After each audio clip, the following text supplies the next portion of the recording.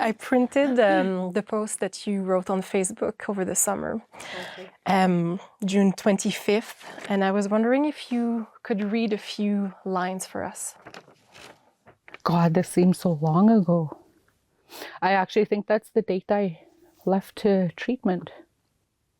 I think what stands out is for the past while, I've experienced several repeated traumatizing events, as well as the loss of several close friends and relatives. These experiences and ongoing effects of trauma has left me coping in ways that are not sustainable for me, which has led me to use substances in ways that are not healthy.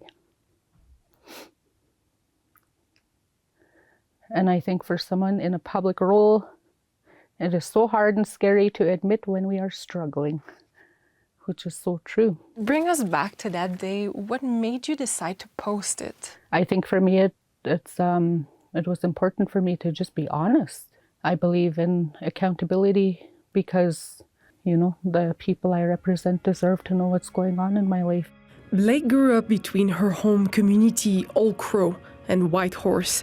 She was elected as the MLA for Vuntut Gwitchin, her community, in 2021 after spending a few years working in healthcare and mental wellness.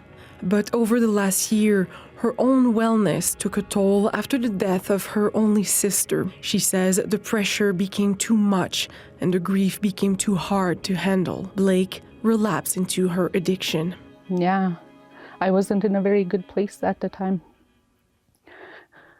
I had nothing left to give, nothing. All I saw was where I wanted to be, and I didn't want to be alive at the time. Think back on that time was like a few times, and I just kind of shake my head because the worse I got with using, the less I became a mom to my kids. I could remember one evening my daughter standing to me and she straight up told me, she's like, you know, I don't even have a mom. I don't have anybody. I'm so alone. I don't know what to do. Like, she was struggling, visibly struggling and crying in front of me. And I looked at her and it didn't even faze me. And I told her, I was like, I have nothing left in me, nothing. And she just looked at me and started crying, and I just kept using. Like, that's how lost I was. What did it take for you to realize, okay, I need help? I think it took probably me ending up in the hospital. Like, I think if I didn't end up in the hospital at the time when I did, I probably would have died in my daughter's bed. It's always been around me. I grew up around it. Like, it was primarily drinking that I grew up around. I could remember so clearly first time when I was like 5 years old. And then the first time I got like completely intoxicated and blacked out was probably when I was 12 years old. When Blake was that age, she lost her father and her 4-year-old brother in a fire. He was the youngest of 5 siblings. I felt so like hopeless and alone because I was so hurt. I coped with it the best way I can. This is not something we hear quite often, a public figure talking honestly about your history of substance use. So why did you decide now to come out publicly about it? I feel like at that time I got so frustrated with hearing like the rumors that some people that were talking about it were talking as if I was using for the last 25 years, which is not the case. I understand if people are angry with me, and you know, I've apologized to people. I went to the community of Old Crow in September, up to the General Assembly in September, and I said straight up, you know, I'm not here in my role, I'm here as me, and I'm here to clear the air and apologize to the community if there's any shame or guilt that I've brought to them as their MLA for that community. Did you feel the pressure to come back?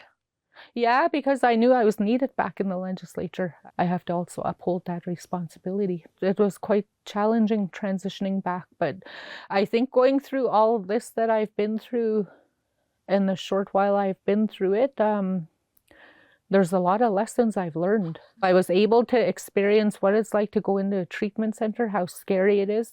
One of the biggest things that really helped me in treatment, you know, I've lived through a lot of sexual abuse in my childhood. And I've been through a lot of sexualized violence as a teenager. I actually felt at home when I realized that every one of us sitting in that circle in treatment, all my peers, every single one of us in that circle went through sexual abuse. And I think about our history with residential school, Indian day school in the Yukon. You know, every community has been impacted by.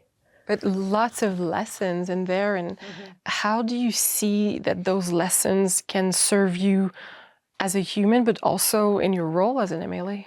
One of the biggest things I've been able to gain insight into is when I left treatment, I had to sign a contract with my aftercare worker. And one of the things in there is to attend Narcotics Anonymous meetings 5 times a week.